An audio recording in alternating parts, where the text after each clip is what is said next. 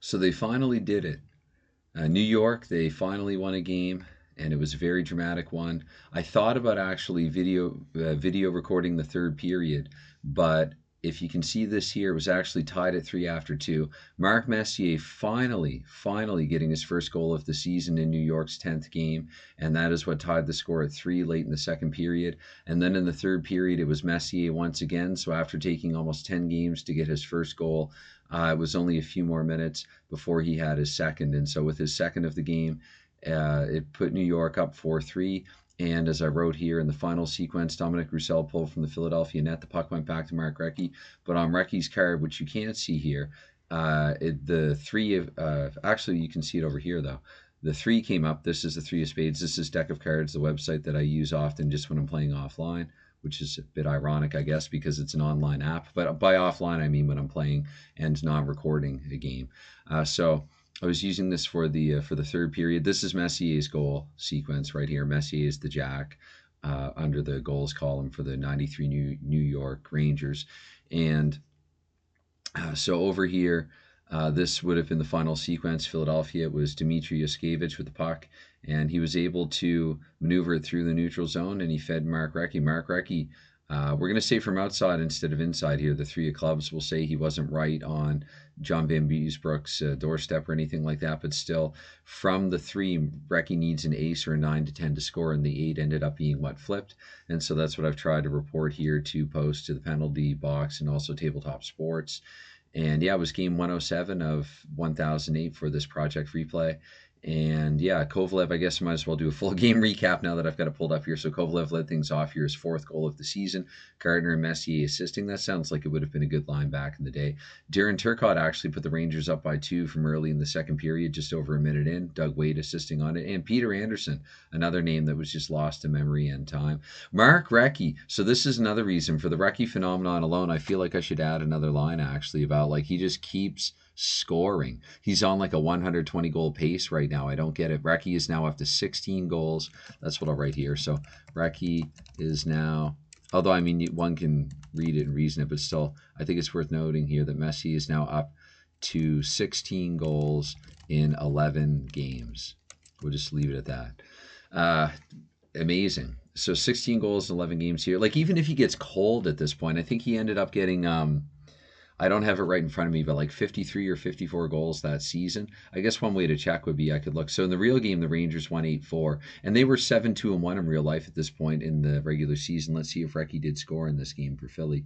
I'm seeing his name under assists. Like we can look at Recchi's season stats here for 92-93. I want to say he had like 54 goals and 121 points. 53 and 123. I was just a little off in both totals there.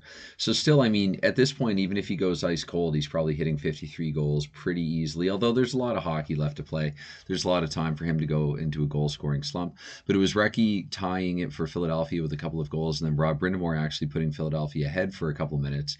And then it was Messier's first goal tying the game once more. So again, maybe if New York had been up by a few goals, I might have like actually got out the actual deck of cards and actually video recorded the game on the desktop for the third period. But instead, I used this laptop computer and this deck of cards here online. I guess there is an app for it as well, but I just pull it up on this computer normally. I do have it on my phone. There's an app, or at least an icon, that looks like it's trying to be an app. This is how I calculate goals against average. So I think this is Dominic Roussel's. I can show that too really quickly here. So the spreadsheets here for the season. So Dominic Roussel, yeah, 8 games, 537 minutes total. Might not have played all 8 games completely. Might have come in as a backup for at least one of them. This is his record. Soderstrom still without record, even though he got into a game. And yeah, that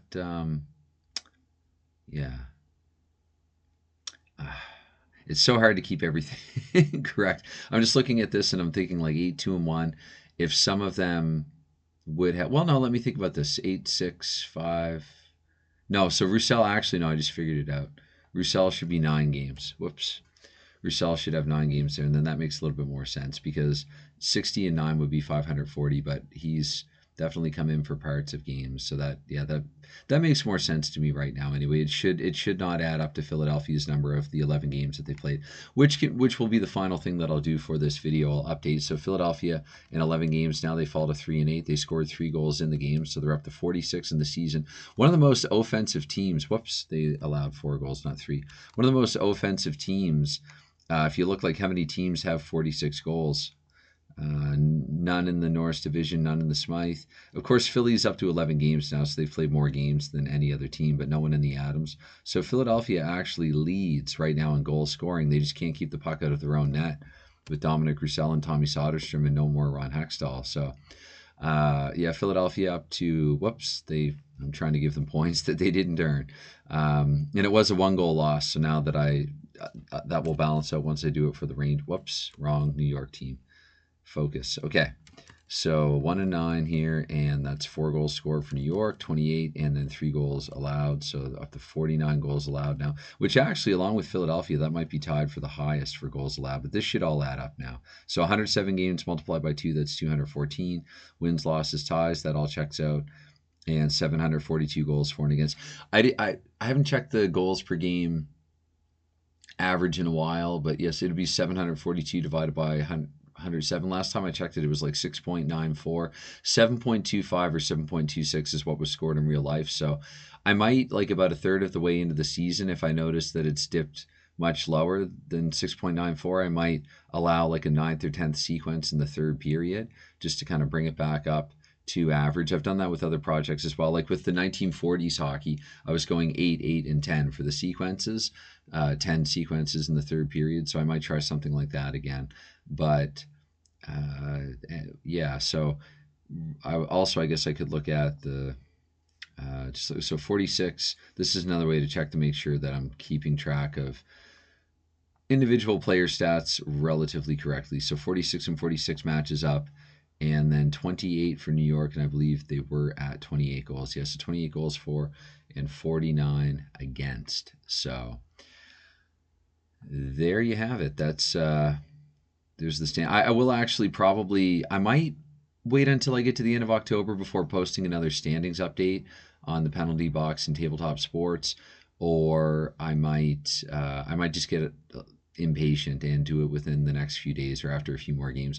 I did one after 54 games, and I was thinking like, okay, maybe after 108 I'll do another update, because 108 actually isn't 1008 divided by 10 though. So, but yeah, I'll say every 50 or 60 games or so on average is when I'll update the standings and also show the scoring race, which right now Recky's running away with it in terms of goals. But something that might be interesting here, let's look. So Mario Lemieux, Pittsburgh has played 9 games, and right now Lemieux has 22 points.